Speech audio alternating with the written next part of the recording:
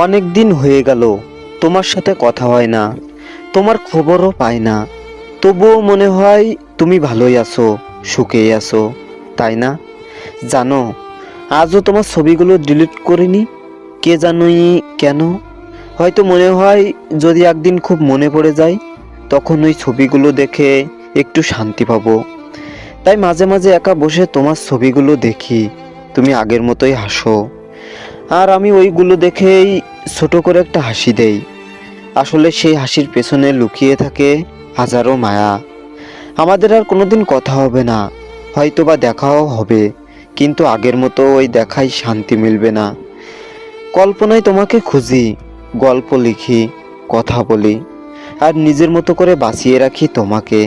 মহারানী, তুমি যেমন আছো খুব ভালোই আছো, খুব ভালো থাকো।